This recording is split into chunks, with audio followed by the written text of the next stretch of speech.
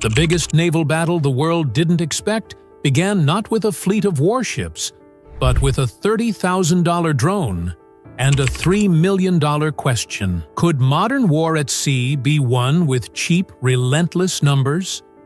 48 hours later, the U.S. Navy found its answer.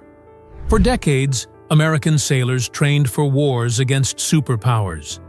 Soviet submarines beneath the Arctic ice, Russian bombers over the Atlantic, Chinese carrier groups rising in the Pacific.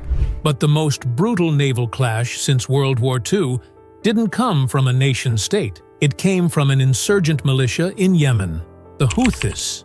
Once desert fighters with rusted rifles and pickup trucks, they had evolved into a hybrid, tech-enabled force. With Iranian backing, they built a low-cost arsenal of one-way drones, anti-ship cruise missiles, ballistic missiles, and naval drones. Each weapon was cheap, disposable, and deadly. The Red Sea, once a trade route, had become the proving ground for a new kind of war. The calm before the storm. March 16, 2025. 50 nautical miles off Yemen's coast. The USS Harry S. Truman Carrier Strike Group moved through calm waters under a fading sun. The formation was textbook. The cruiser, Gettysburg forward. Destroyers Stout and Jason Dunham on the flanks. Their SPY-1 radars sweeping the horizon. They'd faced scattered drone attacks before, but nothing like what was coming. At 1700 hours, radar screens lit up with fast-moving contacts. Some high, some low, all inbound. Within seconds, the Aegis combat system analyzed the chaos. Multiple threats, multiple altitudes, all converging on the carrier group. The first wave, ballistic missiles and drones. The Houthis had launched their largest strike yet, ASF anti-ship ballistic missiles from the stratosphere, diving at over Mach 3, and a swarm of 11 Shahed 136 drones skimming the water just a few hundred feet above the surface. The tactic was ruthless. Fast ballistic missiles overloaded the sensors, while the slow drones crept through the confusion. Aboard Gettysburg, the order came fast. Launch SM-6 interceptors. Engage ballistic tracks. Vertical launch cells erupted. 3 SM-6s screamed upward, meeting the falling missiles head-on. High above, the sky flashed white. Intercepts confirmed. From Truman's deck, 2 FA-18 Super Hornets launched into the dusk, their radars locking onto the Shahed swarm. Sidewinder missiles cut across the sky, each worth $500,000, each killing a drone that cost a fraction of that. Within minutes, the first wave was shattered. But even as debris fell, new radar signatures appeared, slower, broader, deadlier.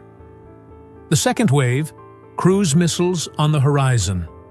A dozen Al-Mandab 2 cruise missiles, Iranian-designed, Yemeni-modified, rose from coastal trucks and hidden launchers. Flying barely above the sea, their seekers stayed silent until the final seconds. They came from 3 directions at once, forcing the fleet to fight 360 degrees of danger. The solution? Connect everything. Cooperative Engagement Capability, CEC, linked every ship's sensors and weapons into one network. One radar could see for all. One ship could fire for another. When Stout picked up a low-flying contact, Jason Dunham fired the shot. An SM-2 guided entirely by data flowing across the net. Missiles streaked skyward, their trails carving bright scars into the evening. Explosions flashed like distant lightning. Wave after wave of cruise missiles obliterated mid-air, but a few still broke through.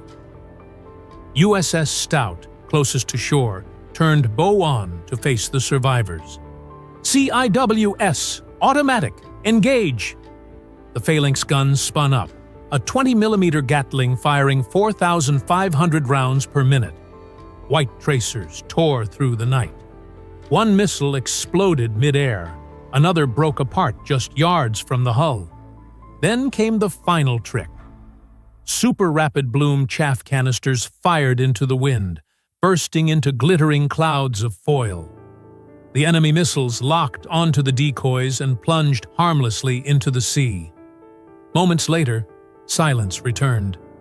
The Red Sea was calm again. The Truman strike group survived, but at staggering cost.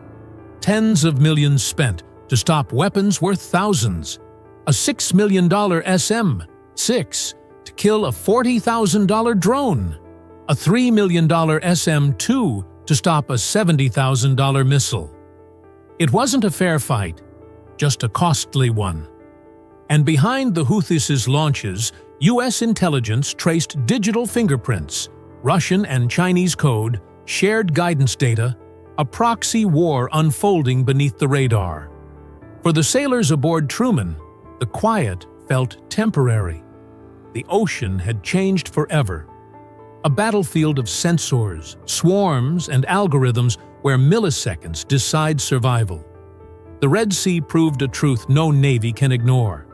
The next war won't be won by the biggest fleet, but by the fastest network. The force that can think, share, and strike first. And as dawn broke over calm waters, one question remained. When the next swarm comes, will we be ready?